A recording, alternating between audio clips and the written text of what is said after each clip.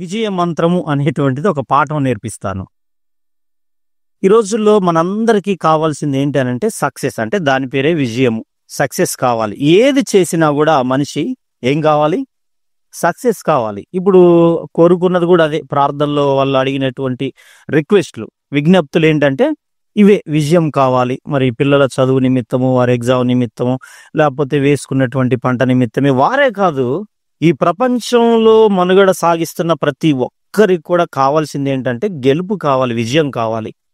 ఈ విజయం కోసం ఈరోజు ఎన్నో ప్రయత్నాలు చేస్తున్నారు, ఎన్నో ప్రయాసాలకు ఓర్చుతా ఉన్నారు. ఈ విజయాన్ని పొందుకోవటానికి ఎంతటి కష్టానికైనా, ఎంతటి నష్టానికైనా ఒడిగడుతున్నారు. ఈ విజయాన్ని సాధించుకోవటానికి అవసరమైతే అన్యాయానికి కూడా తెగబడుతుంటారు, అవసరమైతే దుర్మార్గత కూడా తెగబడుతుంటారు, అవసరమైతే ఇంకా ఎటువంటి కార్యానికైనా సరే ముందుకెళ్తారు. కారణం ఏంటంటే విజయం కావాలంతే. ఈ విజయాన్ని సంపాదించటానికి మనిషి చేస్తున్నటువంటి ప్రయత్నాలు, ప్రయాసము అంతా ఇంతా కాదు. కాబట్టి ఈ లోకం సంగతి కొద్దిసేపు అలా ఉంచితే, మరి క్రైస్తవుడికి విజయం అనేది ఎలా వస్తుందంటే మన అందరికీ తెలిసిన సమాధానం ఏంటంటే దేవుడి నుండి వస్తుంది. దేవుడు ఇవ్వాలి విజయం అంటే. అంతేనా? లేకపోతే మన సొంత ప్రయత్నాలు, ప్రయాసాలు ఏమన్నా ఉంటాయంటారా?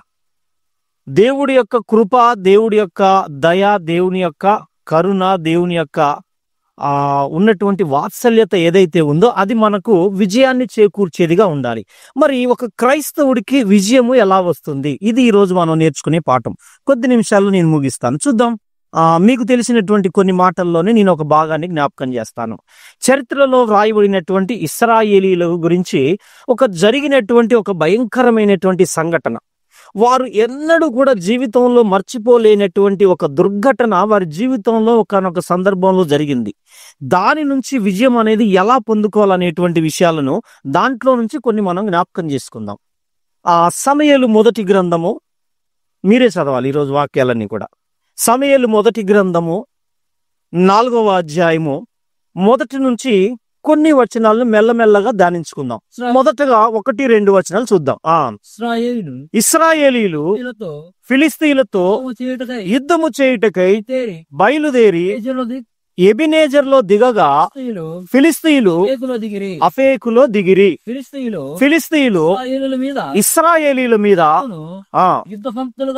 యుద్ధ పంక్తులుగా తీర్చుకొనగా వారు యుద్ధములో కలిసినప్పుడు ఇశ్రాయేలీలు ఫిలిస్తీయుల ఎదుట ఓడిపోయి యుద్ధ భూమిలోనే ఎక్కువ తక్కువ 4,000 మంది హద్దులైరి. చాలమ్మా.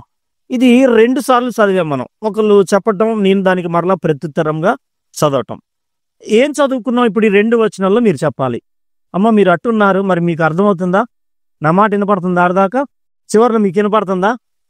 ఎందుకంటే మైకు లేదుగా, గట్టిగా అరవాలా. గమనించుదాం ఏం జరిగింది ఇప్పుడు ఈ 2 వచనాల్లో మనకి. ఇశ్రాయేలీల జీవిత చరిత్రలో, వారి జీవిత కాలంలో జరిగినటువంటి ఒక సంఘటన నేను మీకు జ్ఞాపకం చేస్తాను. ఈ సంఘటన నుంచి మనం చాలా నేర్చుకోవాల్సినటువంటి అవసరత మనకుంది. ఏం చదువుకున్నామండి ఇప్పుడు ఈ యొక్క సంఘటనలో? ఏం జరిగిందట? ఒక యుద్ధాన్ని గురించినటువంటి మాటలు మనం చదువుకున్నాం ఈ 2 వచనాల్లో కూడా. ఇశ్రాయేలీలు ఫిలిస్తీయులతో యుద్ధము చేయుటకై ఎక్కడ దిగారట? ఎబినేజరులో దిగగా. ఈ విధంగా ఫిలిస్తీన్లు, అమ్మ నాకెళ్ళి చూడండి తల్లి, నేనే బైబిల్ పక్కన పెట్టా, నేను మీకెళ్ళి చూడాలని, మీరు నాకెళ్ళి చూడండి. కాబట్టి ఏమనుకో, మాకు నా మాట్లాడినే ఉంటాయి. ఫిలిస్తీన్లు ఈ విధంగా ఇశ్రాయేలీలు ఫిలిస్తీన్లతో యుద్ధము చేయటానికి వారు యుద్ధ భూమిలో కలుసుకున్నప్పుడట ఎంతమంది చనిపోయారట? వాళ్ళు 4,000 మంది హతులైరి. హతులైరి అంటే కొత్త బట్టలు కొనుక్కొని వచ్చారనే అమ్మా. ఏం చేయబడ్డారట? 4,000 మంది చనిపోయారట. ఎవరు చనిపోయింది? ఇశ్రాయేలీలలో వీరులుగా పిలువబడినటువంటి వారు, ఇశ్రాయేలీలో బలవంతులుగా ఉన్నటువంటి వారు, ఇశ్రాయేలీలో వారు మంచిగా ఖడ్గము దూయగలిగినటువంటి వారు, ఇశ్రాయేలీలో రౌతులను రథములను తోలగలిగినటువంటి వారు, యుద్ధ పంక్తులుగా తీర్చుకున్నటువంటి వారు. అంటే మన భాషలో మనకు అర్థమయ్యే రీతిలో మనం చెప్పుకోవాలంటే ఇశ్రాయేలీల యొక్క సైన్యము, బలగం, ఆర్మీ. ఇశ్రాయేలీల ఆర్మీ ఏదైతే ఉందో వారు యుద్ధంలో పోయినప్పుడట 4,000 మంది చనిపోయారట. 4,000 మంది ఇశ్రాయేలీల సైన్యంలో ఉన్నటువంటి వారు చనిపోతే పరిస్థితులు ఎలాగుంటాయి? కొద్దిసేపు ఇమాజినేషన్ చేద్దాం మనం. మీ అందరికీ తెలుసు. సపోజ్ ఈ వీధి ఉంది, ఈ యొక్క బజారు. ఈ వీధిలో ఒక కుటుంబంలో ఎవరైనా ఒక వ్యక్తి ఎప్పుడైనా చనిపోయినటువంటి సందర్భాలు మనం చూసే ఉంటాం. అలా చనిపోయినటువంటి సందర్భాల్లో మనకేమనిపిస్తుంది? ఎలా ఉంటుందండి ఆ వీధి అంతా కూడా? దుఃఖంతో, బాధతో ఉంటది. కొన్నిటికి అంటే కొన్ని కార్యాలు చేయటానికి ఇష్టపడరు. ఇకపోతే విచారం అనమాట. కొన్ని దినాల వరకు, ఎప్పటి వరకు అని అంటే అది మరిసేంత వరకు. దానికి ఒక టైం పెట్టారు. 7, 9, 11 ఇలా కొన్ని టయాలు పెట్టారు. దాన్ని పెద్ద కర్మ, చిన్న కర్మ అంటారు మన భాషలలో. ఈ విధంగా కొన్ని సమయాలు పెట్టుకున్నారు. అంటే అది మర్చిపోయేటువంటి మానవుడి యొక్క సైకాలజీ ప్రకారంగా మర్చిపోవటానికి కొన్ని దినాల సమయం పడుతుంది. ఈ సమయం వరకు కూడా ఆ ఇల్లంతా కూడా, ఆ వాతావరణం అంతా కూడా, లేదా ఆ వీధంతా కూడా ఎలాగుంటుందంటే నిర్మానుష్యంగా మారిపోతుంది. చాలా నిశ్శబ్దంగా మారిపోతుంది. ఎటువంటి కార్యాలను తలపెట్టడానికి ముందుకు రారు. ఇకపోతే ఆ కుటుంబం కూడా ఎలాగుంటుందంటే చాలా దుఃఖ శోకంలో మునిగి ఉంటుంది. చాలా ఏడుస్తూ ఉంటారు. ఒక ఇంటిలో ఉన్నటువంటి ఒక వ్యక్తిని కోల్పోతే అది చాలా భయంకరంగా ఉంటుంది. అటువంటిది ఎంతమంది చనిపోయారట? వాళ్ళు 4,000 మంది చనిపోయారట. అంటే భార్యలు ఉన్నటువంటి వారు విధవలుగా మారిపోయారు. తల్లులైనటువంటి వారు బిడ్డలు కోల్పోయినటువంటి తల్లులుగా, తండ్రులుగా మిగిలిపోయారు. ఇకపోతే ఆ యొక్క తండ్రులైనటువంటి వారు యుద్ధానికి పోయినట్టు వాళ్ళు చనిపోయినప్పుడు పిల్లలైనటువంటి వారు తండ్రులు లేనటువంటి వారుగా మిగిలిపోయినటువంటి సందర్భాలు 4,000 మంది అట. 4,000 మంది చనిపోతే ఇశ్రాయేలీల సైన్యం ఏ విధంగా ఉండాలి మరి? ఏ విధమైనటువంటి ఆలోచనలు వారిలో రావాలి? ఏ విధమైనటువంటి ఆలోచనలకు వారు తావివ్వాలి? ఏ విధంగా వారి కుటుంబాలు ఉంటాయి? ఏ విధంగా వారి యొక్క ఇండ్లు ఉంటాయి? ఏ విధంగా వారి నివాసాల్లో ఎటువంటి వాతావరణం నెలకొంటుందో కొద్దిసేపు మనం ఆలోచనలోకి తీసుకెళ్దాం దాన్ని. 4,000 మంది చనిపోతాం. అప్పుడప్పుడు మనం వింటుంటాం ట్రాక్టర్ బోల్తా పడి 10 మంది కూలీలు చనిపోయారని. అప్పుడప్పుడు వింటుంటాం ట్రాక్టర్ ఆటో 2 ఢీకొని మహిళా కూలీలు మృతి అని. ఈ విధంగా వింటుంటాం. అలా ఒక ప్రాంతానికి చెందిన వారు, ఒక గ్రామానికి చెందినటువంటి వారే సుమారుగా 5, 6 ఇలా చనిపోయినటువంటి సందర్భాలు చాలా చూస్తూ ఉంటుంటాం. ఇంకొన్ని సందర్భాల్లో కూడా వింటుంటాం. ఎక్కువగా వేసవికాలం సెలవులు వచ్చినప్పుడు స్నేహితులంతా ఎక్కడెక్కడి నుంచో వచ్చి ఒక దగ్గరికి చేరి ఈతకని వెళ్ళి 3, 4 చనిపోయినటువంటి సందర్భాలు వింటూ ఉంటుంటాం. అలా ఒక ప్రాంతంలో ఉన్నటువంటి వారు చనిపోతే ఎలాగుంటుంది అది? మరి అటువంటిది 4,000 మంది ఇశ్రాయేలీల సైన్యము శత్రువులను ఎదుర్కొనగలిగేటువంటి సత్తా కలిగినటువంటి వారు 4,000 మంది చనిపోయారనంటే ఇప్పుడు ఆ ప్రాంతము గాని, ఆ కుటుంబం గాని, ఆ మనుషులు గాని ఎలా ఉండుంటారు మరి? ఎటువంటి దుఃఖంలో మునిగి ఉంటారు? వారికి ఇప్పుడు ఏం కావాలి? వారికి ఏం కావాలండి? ఓదార్పు కావాలి. యుద్ధం ముగిసిపోలేదు. ఏదో ఒక ఫస్ట్ ట్రిప్ వెళ్ళారు, యుద్ధంలో 4,000 మంది కోల్పోయారు, వెనక్కొచ్చారు. ఇప్పుడు చదువునాను 3వ వచనం నుంచి. కాబట్టి జనులు తిరిగి మరలా వారి గుడారంలోనికి, పాలెంలోనికి, వారి ప్రాంతంలోనికి రాగా ఇశ్రాయేలీల పెద్దలు యెహోవా నేడు మనలను ఫిలిస్తీన్ల ముందర ఎందుకు ఓడించెను? క్వశ్చన్ మార్క్ ఉంది అక్కడ. క్వశ్చన్ మార్క్ ఉంది. అంటే ప్రశ్నేస్తున్నారు. ఎవరికి ప్రశ్నేస్తున్నారు ఇక్కడ? ఎవరిని ప్రశ్నిస్తున్నారండి? సాధారణంగా దేవుడు మనుషులను ప్రశ్నించాలి. కానీ ఇక్కడ ఎవరిని ప్రశ్నిస్తున్నారు? మనుషులే దేవుని ప్రశ్నిస్తున్నారు. ఏమని ప్రశ్నలు లేవనెత్తుతున్నారు? జనులట ఎప్పుడైతే వారు ఆ 4,000 మంది హతులైపోయారో, ఎంతమంది అయితే మిగిలినటువంటి శేషభాగం ఉందో వారంతా కూడా పాలెంలోనికి వచ్చి ఇలాగ జరిగింది, ఇగో మీ ఆయన చనిపోయిండు, మీ అబ్బాయి చనిపోయింది, ఇగో మీ తమ్ముడు చనిపోయిండు అని ఈ విధంగా సమాచారం అంతా కూడా ప్రతి కుటుంబానికి చేరవేస్తున్నప్పుడు ఆ ఇశ్రాయేలీలలో ఇంటిలో ఉన్నటువంటి పెద్దలైనటువంటి వారు ఎవరైతే ఉంటారో వారంతా కలిసి ఒక పంచాయతీ ఏర్పాటు చేశారట. అంటే మాట్లాడుకోవడానికి ఒక సమావేశాన్ని ఏర్పాటు చేశారట. ఇలా సమావేశాన్ని ఏర్పాటు చేసి ఏమని ఆలోచన చేస్తున్నారు వాళ్ళు? చదువునాను. ఇశ్రాయేలీల పెద్దలందరూ కలిసి నేడు అనగా ఈ రోజు జరిగినటువంటిది ఏదైతే ఉందో, నేడు మనలను ఫిలిస్తీన్ల ముందర యెహోవా ఎందుకు మనలను ఓడించెను? ఎవరు ఓడించారట వాళ్ళని?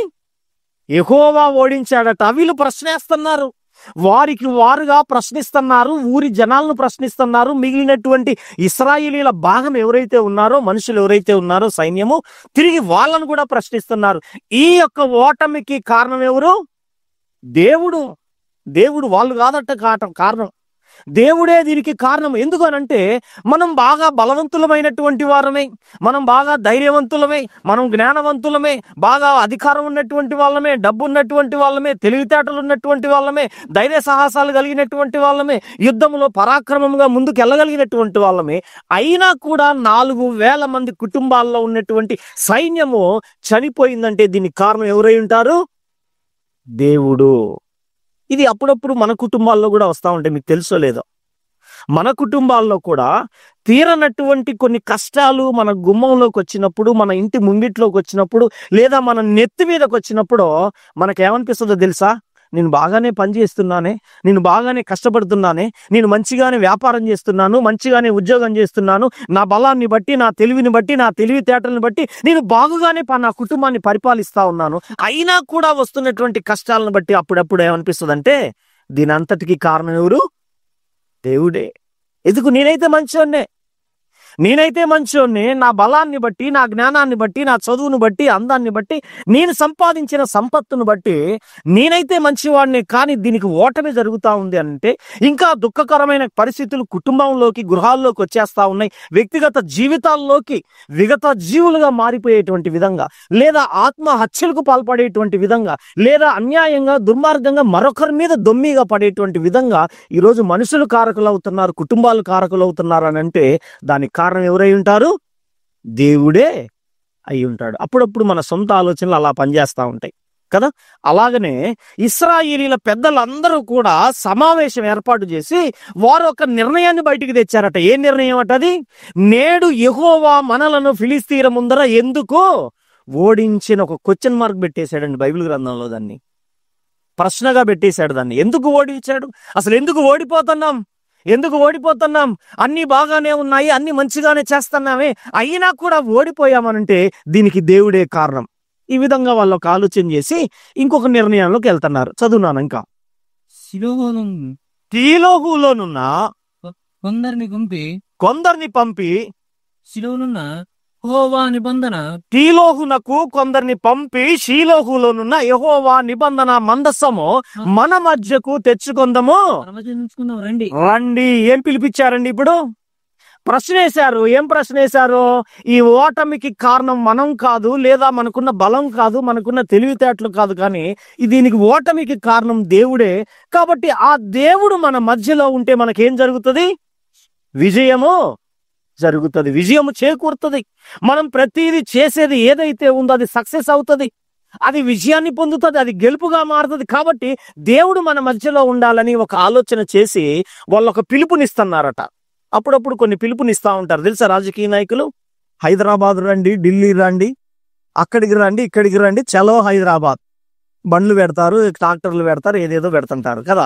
అలాగనే ఇశ్రాయేలీల పెద్దలు కూడా ఒక పిలుపునిస్తున్నారు. ఏం పిలుపు? రండి. ఎక్కడికి?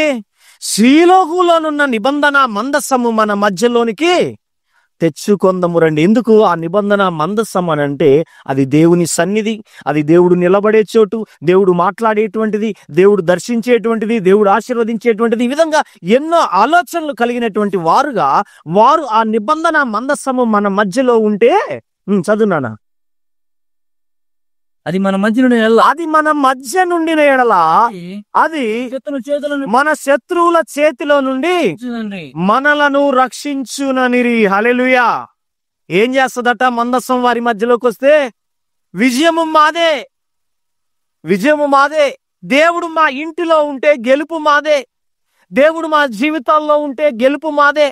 ఓటమి లేదు మాకు. ఈ విధంగా ఇశ్రాయేలీలో అచ్చు మన మాదిరి లాగానే, అప్పుడప్పుడు మనం ఆలోచించే మాదిరి లాగానే వాళ్ళు కూడా ఒక ఆలోచన చేసి మందసాన్ని, షీలోహులోనున్న మందసాన్ని వారు యుద్ధం చేస్తున్నటువంటి ప్రాంతం ఏదైతే ఉందో అక్కడికి తెచ్చుకుంటున్నారు. వాళ్ళు అక్కడికి తెచ్చేసుకున్నారు. ఆ పిలుపునిచ్చారు. ఈ విధంగా ఆ పిలుపు ప్రకారంగా తెచ్చారు. ఇప్పుడు చదువు ఏం జరిగిందో.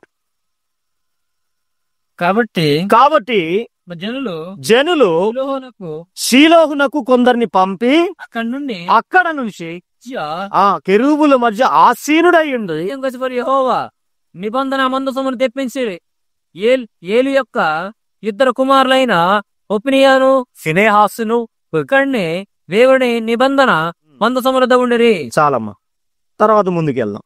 ఏం జరిగిందట, వాళ్ళు పిలిపించారు. ఈ పిలుపు మేరకు, వాళ్ళ ఆలోచన మేరకు వాళ్ళంతా కలిసి షీలోహునకు వెళ్ళారు. షీలోహులో ఉన్న నిబంధన మందసాన్ని వారి మధ్యలోకి తెచ్చుకుంటున్నారు. దాని అడ్రస్ అంతా చెప్తున్నాడు. ఇగో పలానా దగ్గర షీలోహులో ఉంది, దానికి హోఫ్ని, ఫినేహాసు, ఏలి కుమారులు ఇద్దరు కూడా కాపలాదారులుగా ఉన్నారు, దాని యొక్క సంరక్షణ అంతా కూడా వాళ్ళు చూసుకుంటున్నారని అక్కడ అడ్రస్ అంతా పెట్టేశాడు.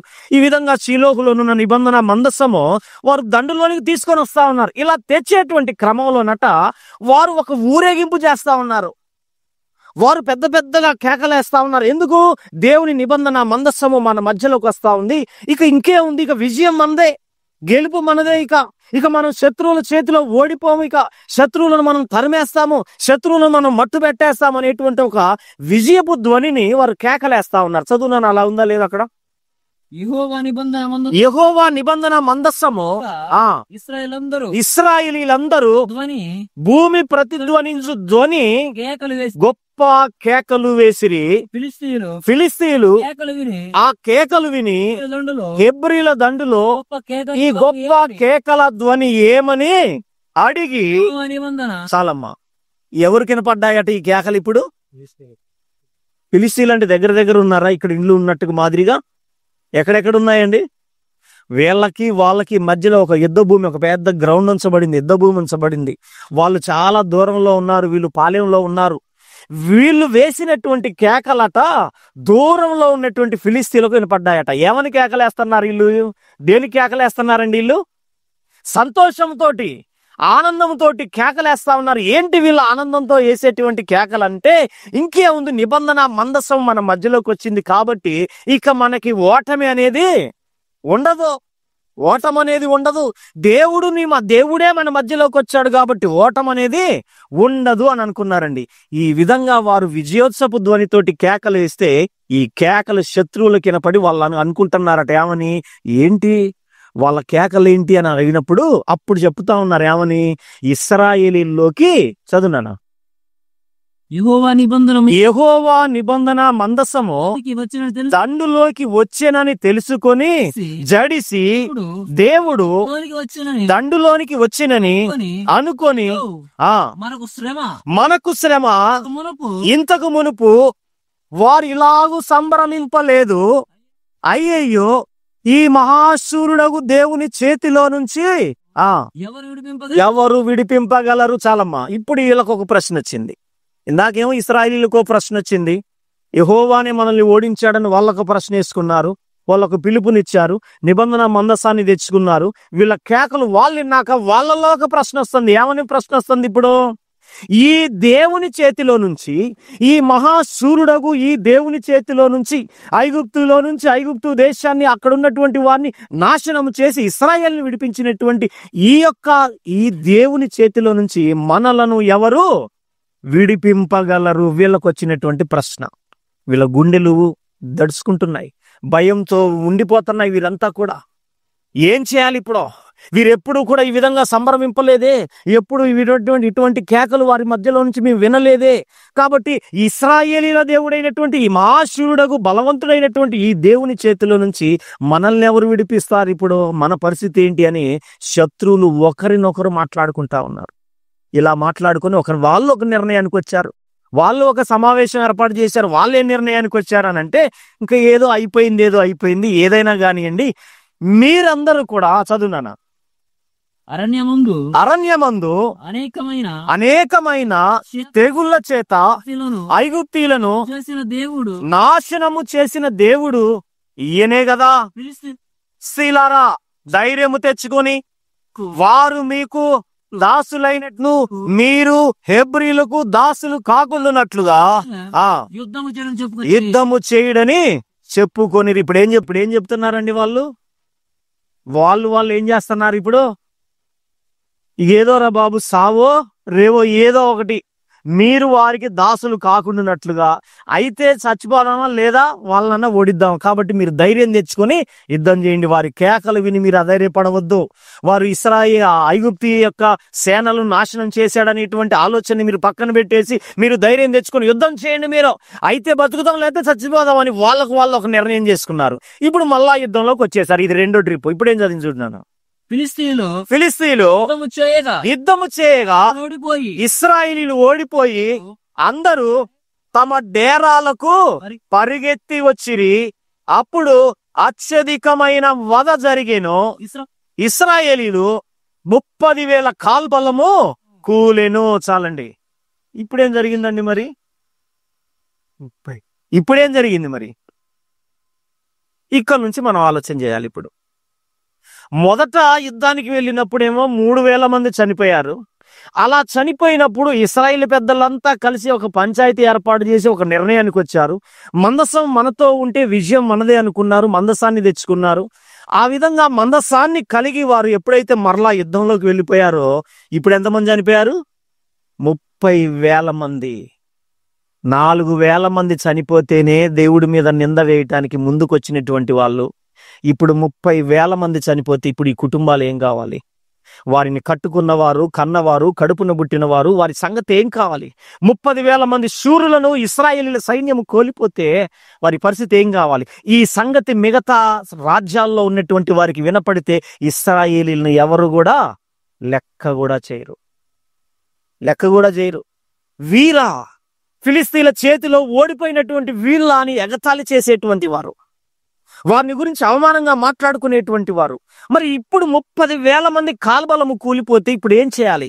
ఏం జరిగిందట? అత్యధికమైన వధ జరిగాను. వధ అంటే తెలుసా అండి మీకు? తెలిసే ఉంటది. ఏంటిదండి వధ అని? దేన్ని అంటారు? వధించటం. ఒకే ఏటికి ఏం కావాలి? అది అయిపోవాలి అంతే. ఇక వధించటం అనమాట. అమాంతంగా మీదబడి మృగాలు అప్పుడప్పుడు ఏం చేస్తా ఉంటాయి? అమాంతంగా మీదబడి వధించేస్తాయి. మనుషులు కూడా పశువులను వధిస్తూ ఉంటారు. కొన్ని సందర్భాల్లో వధిస్తూ ఉంటుంటారు. ఇలా ఇశ్రాయేలీలను వధించారట. ఇంతకు ఇశ్రాయేల్ అంటే ఎవరండి? ఇశ్రాయేలీలు అంటే ఎవరు? ఇశ్రాయేల్ ఎవరండి? దేవుని చేత పేరు పెట్టబడినటువంటి వారు. యాకోబు నుంచి ప్రారంభమైనటువంటి నామకరణం అది. యాకోబు, నీ పేరు ఇక మీదట యాకోబు అని అనబడదు, ఇశ్రాయేలు అని అనబడును అని అక్కడ నుంచి ప్రారంభమైనది.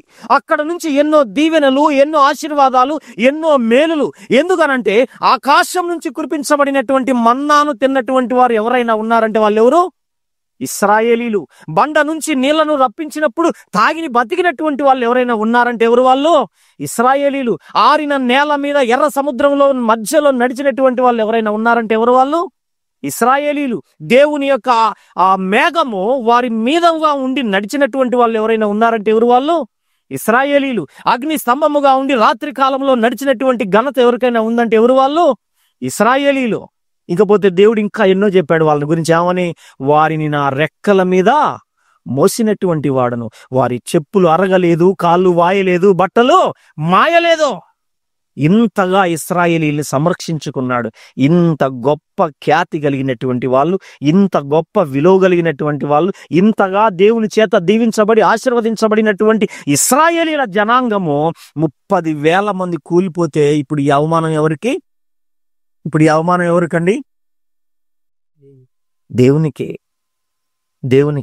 ఏం జరిగింది? ఎక్కడ లోపం వచ్చింది? ఈరోజు మనం అనుకున్నట్టుగానే వాళ్ళు కూడా అనుకున్నారే.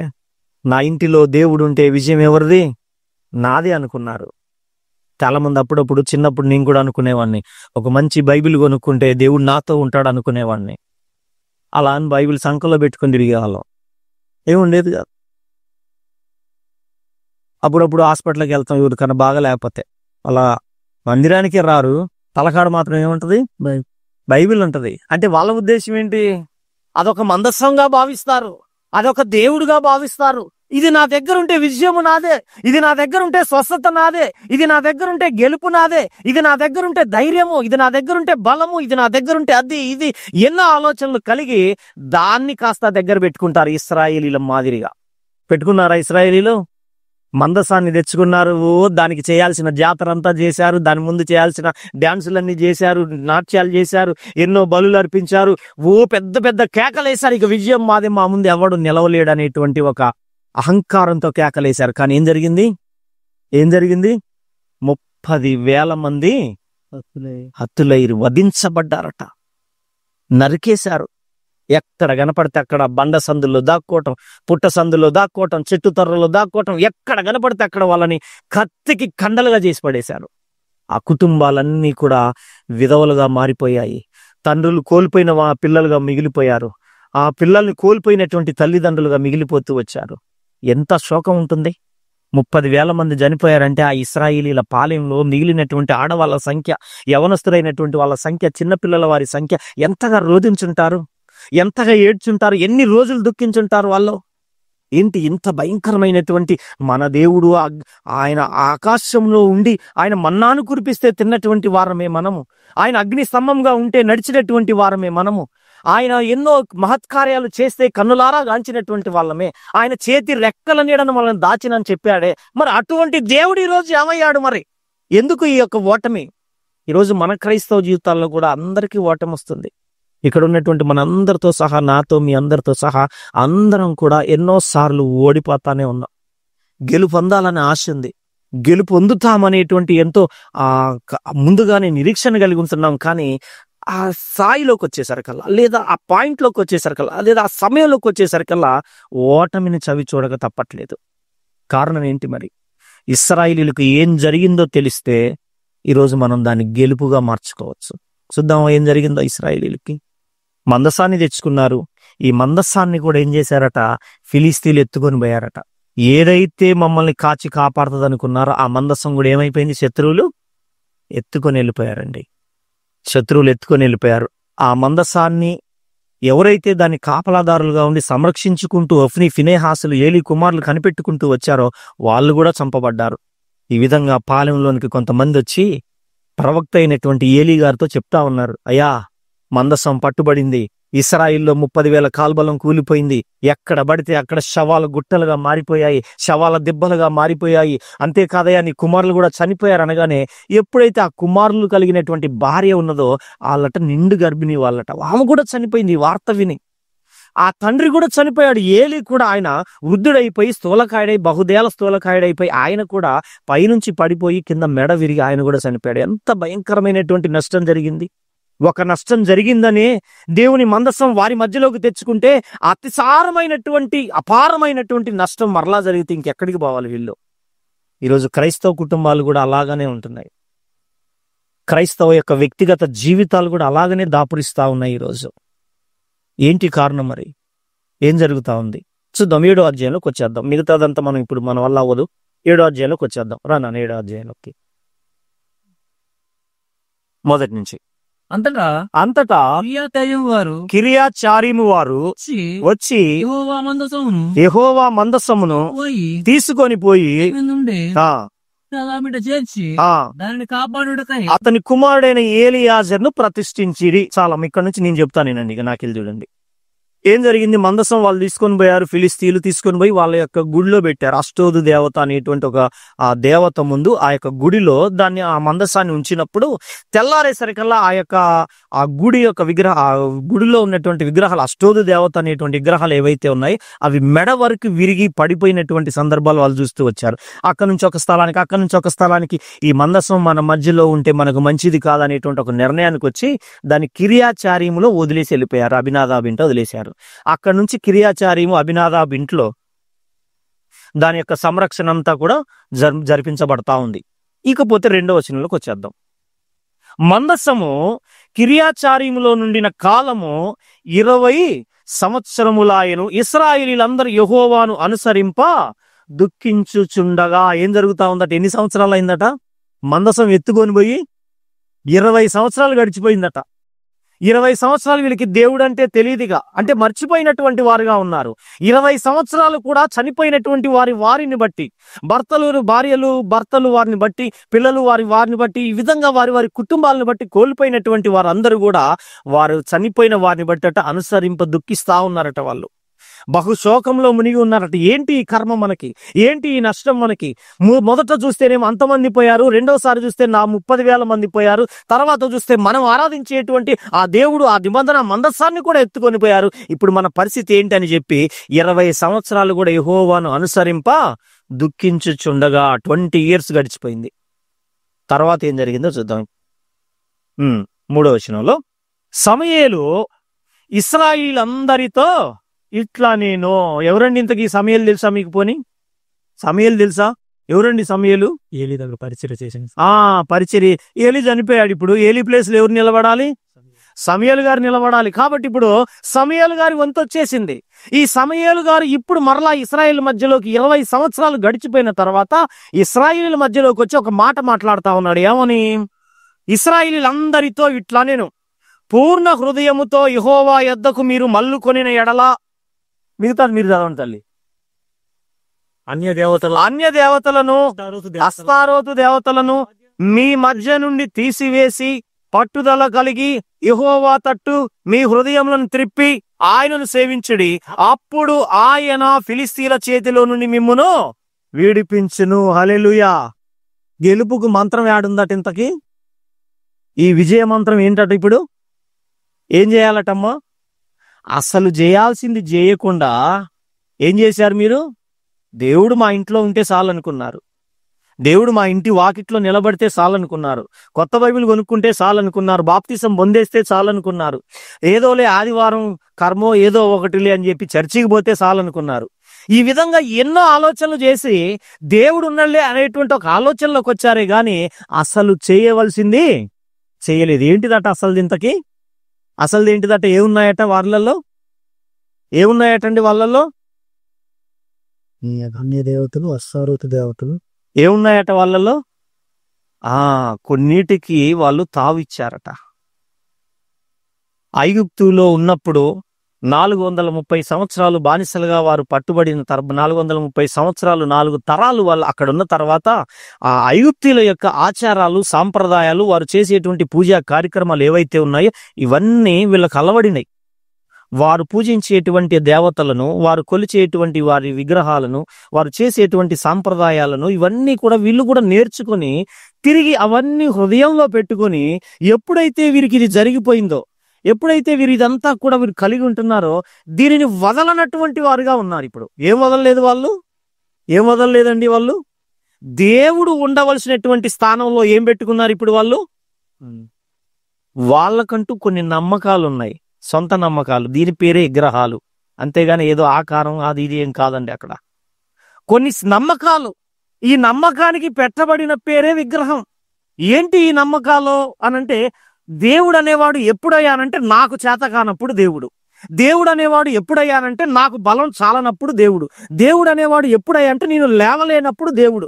దేవుడు అనేవాడు ఎప్పుడు కావాలయ్యా అంటే ఒక నష్టం జరిగిన తర్వాత దేవుడు. దేవుడు అనేవాడు ఎప్పుడు కావాలయ్యా అంటే ఏదైనా అస్వస్థతకు గురై, అనారోగ్యానికి గురై మంచం మీద పడుకున్నప్పుడు ఏం కావాలి?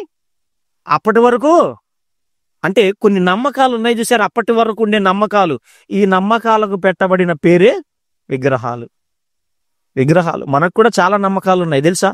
దేవుడు అని అంటే ఎప్పుడంటే లాస్ట్, ఇక ఫైనల్ అన్నమాట. ఇది నా చేత కాదన్నప్పుడు దేవుడు, నేను లేవలేనన్నప్పుడు దేవుడు. అప్పటి వరకు నేనే లేవగలను, అప్పటి వరకు నేనే బలవంతుణ్ణి, అప్పటి వరకు నేనే తెలివిగలవాడును, అప్పటి వరకు నేనే ధనవంతుణ్ణి, అప్పటి వరకు నేనే ఏదైనా చేయగలిగిన వాడును. ఎప్పుడైతే ఇది నేను చేయలేనో అప్పుడే దేవుడు. కానీ ఇశ్రాయేలీలో ఏమున్నాయట? ఇశ్రాయేలీలో ఏమున్నాయట? ఇగో ఈ నమ్మకాలన్నీ వారు కలిగారండి.